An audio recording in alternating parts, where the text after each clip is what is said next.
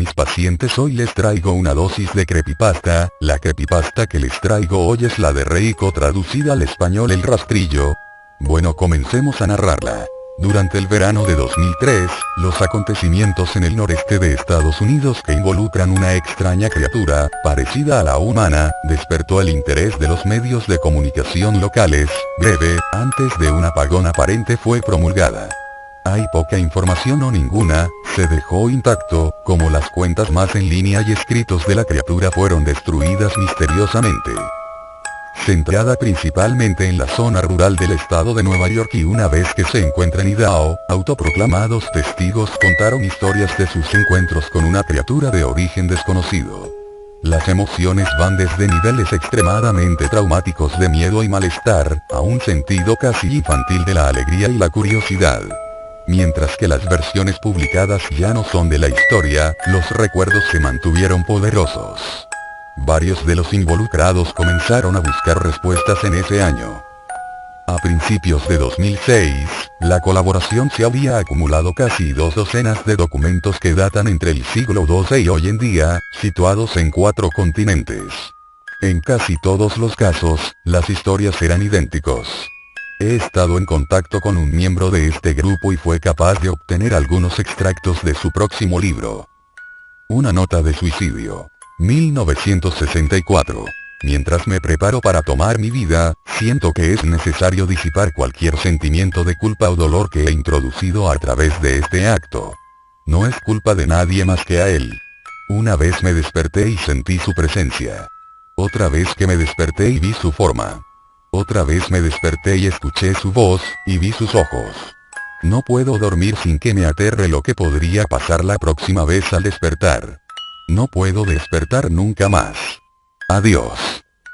Encontrada en la misma caja de madera donde había 2 sobres vacíos dirigidos a William y Rose, y una carta suelta personal sin sobre. Querida Linie, he rezado por ti. Él te ha dicho tu nombre. Una entrada de diario, traducida del español. 1880. Tengo la experiencia del mayor terror.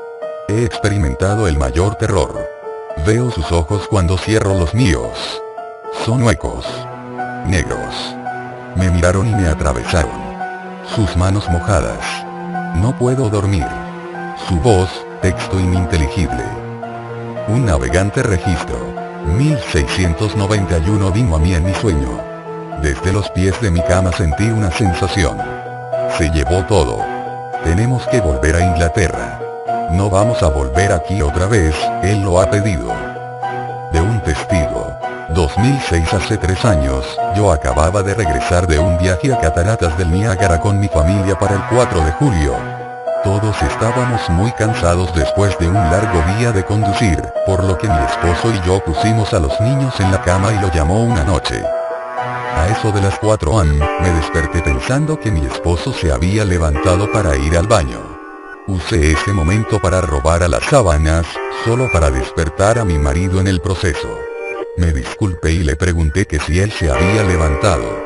Cuando se volvió hacia mí, él abrió la boca y sacó los pies del extremo de la cama tan rápido su rodilla casi me tiró. Entonces me agarró y no dijo nada.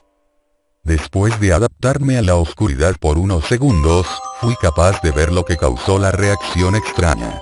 A los pies de la cama, sentado y de espaldas a nosotros, había lo que parecía ser un hombre desnudo, o un gran perro sin pelo de algún tipo. Su posición corporal era inquietante y poco natural, como si hubiera sido golpeado por un coche o algo así. Por alguna razón, no me asusté, más me preocupaba su condición. En este punto, yo pensaba que teníamos que ayudarle. Mi marido estaba mirando por encima de su brazo y la rodilla, enclavado en la posición fetal, de vez en cuando mirando a mí antes de regresar a la criatura. En una ráfaga de movimiento, la criatura rodó por el lado de la cama y se arrastró rápidamente en una especie de agitano y extraño movimiento a lo largo de la cama hasta que estaba a menos de un palmo de la cara de mi marido. La criatura estuvo completamente en silencio durante unos 30 segundos, o probablemente más cercano a 5, parecía mucho más, solo mirando a mi marido. La criatura entonces puso su mano en su rodilla y corrió al pasillo, que conduce a los cuartos de los niños. Grité y corrí hacia el interruptor de luz, planeando ir a detenerlo antes de que dañara a mis hijos. Cuando llegué al pasillo, la luz de la habitación era suficiente para verlo agachado y encorvado sobre unos 20 metros de distancia. Se dio la vuelta y miró directamente a mí, cubierto de sangre. Encendí la luz y vi a mi hija Clara. La criatura corrió por las escaleras mientras mi esposo y yo corrimos para ayudar a nuestra hija. Ella estaba muy mal herida y solo habló una vez más en su corta vida. Ella dijo: él es el rastrillo. Mi marido conducía su auto en un lado de la noche, mientras que apresurarse a nuestra hija al hospital. No sobrevivió. Al ser una ciudad pequeña, tiene alrededor noticia con bastante rapidez. La policía estaba atento al principio, y el diario local tomó mucho interés también. Sin embargo, la historia nunca fue publicada y las noticias de televisión local sin más trámite tampoco.